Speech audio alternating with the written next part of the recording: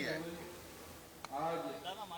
भारत का संविधान ये विश्व का सर्वोत्कृष्ट एक कॉन्स्टिट्यूशनल डॉक्यूमेंट है और इस डॉक्यूमेंट के बारे में किसी भी प्रकार का कंट्रोवर्शियल स्टेटमेंट करना मैं समझता हूँ उचित नहीं है।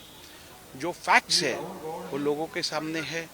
किसी को इस संविधान के बारे में कोई अधिक जानकारी यदि देनी है तो लोगों के सेंटिमेंट्स दुखेंगे नहीं, किसी को ठेस पहुंचेगी नहीं, इसका जिम्मेदारी लेना बहुत ही आवश्यक है।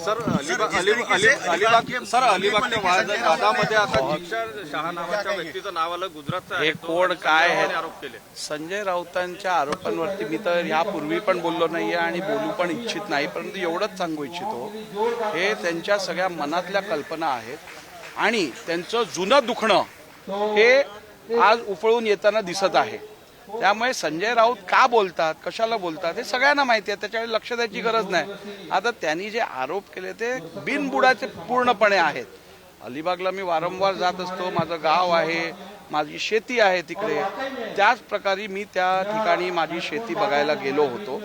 तिकडे गेलो असताना दोन लोकांमध्ये वाद होताना रस्त्यावर दिसला। मी चालत माझ्या शेताकडे जात होतो, त्यावेळेला तिकडे काहीतरी मोजणी होत होती असं मला दिसून आलं, तर तिकडे मारामारी होत होती। त्यामुळे मी त्यांना सांगितलं की तुम्ही तिकडे मारामारी करू नका, शांतपणे बसून तुमचे काय विषय असतील ते सोडवून घ्या। त्या जागेशी माझा काही संबंध नाही, त्या घटनेशी माझा काही संबंध नाही, मोजणीचा कुठचाही अर्ज मी केलेला नाहीये, ज्या जागेची मोजणी होत होती तीही माझी नाहीये। त्यामुळे अशा प्रकारचे बिनबुडाचे आरोप करून केवळ राजकीय भांडवल करायचा प्रयत्न करायचा हा संजय राऊतांची जुनी सवय आहे आणि त्यामुळे अशा चीप स्टंट्सना मी यापूर्वी उत्तर दिलेलं नाहीये आणि यापुढेही उत्तर देऊ इच्छित नाही। त्यांनी म्हटलं की आणखी काही व्हिडिओ माझ्याजवळ आहेत, त्यांच्याकडे जे व्हिडिओ असतील आणि ज्या खोट्या स्टोरीज असतील त्यांनी खुशाल समोर आणू देत, त्याचं चोख उत्तर दिलं जाईल। संजय राऊतांना कदाचित कल्पना आहे की माहीत नाही, आमचं वास्तव्य अलिबागमध्ये 150 वर्षापासूनचं आहे। आमचे पणजोबांपासून आम्ही अलिबागमध्ये आमचं वास्तव्य आहे। आमच्या परिवाराचं तिकडे जागा असेल, जमीन असेल, ही 150 वर्षांपासून आहे। त्यामुळे ज्यांना अशा वावग्या अफवा पसरवायला आवडतात, खोटे भ्रम निर्माण करायला आवडतात, त्यांना लखलाप अशा खोट्या धमक्यांना आम्ही कधी घाबरत नाही।